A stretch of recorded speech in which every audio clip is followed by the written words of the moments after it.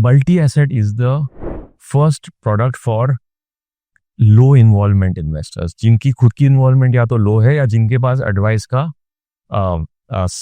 Support नहीं है। तो अगर आपको पता ही नहीं है कैसे शुरू करना है तो start with this. It's not the best return generating product, but in some phases it can actually be the best return generating product. Now I give you the second framework which I have over time learned.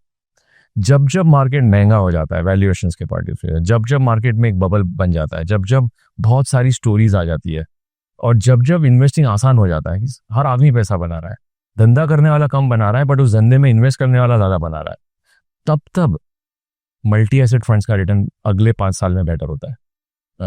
और जब जब बाजार में मंदी आती है और मंदी में अगर आप इन्वेस्ट करते हो, ऐसे फेज में इक्विटी फंड्स बेटर रिटर्न देते हैं। सो मंदी में इक्विटी फंड्स, तेजी में मल्टी एसेट, ये मेरा एक 2 लाइन का खुद का पर्सनल आइडियोलॉजी ओवर 27 ईयर्स मैंने बिल्ड किया है। मेरा डिसीजन मेकिंग का फ्रेमवर्क 2 लाइन का ही है। तेजी का माहौल जिसमें हम डिसिप्लिन को छोड़ देते हैं, ऐसे टाइम पे I will prefer multi asset because वो फंड के अंदर ही डिसिप्लिन है ऑफ डाइवर्सिफाइंग अक्रॉस 4। और जब जब बाजार डर जाता है, जब बाजार डरता है तब 1 ईयर रिटर्न 20% 30% नेगेटिव होता है, तब मुझे रिस्क खरीदना है।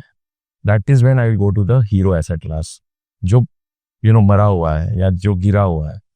तो ये फ्रेमवर्क जनरली बहुत सिंपल फ्रेमवर्क है, 2 लाइन का फ्रेमवर्क है। Bullish, hyper bullish, high expensive valuation markets multi asset, cheap markets equity assets. This is the simple framework that has worked in most parts of the world. It is a framework which is generally more universal, and if it is more universal, it has higher chances of working for you. Simple है, simple ही रखिए।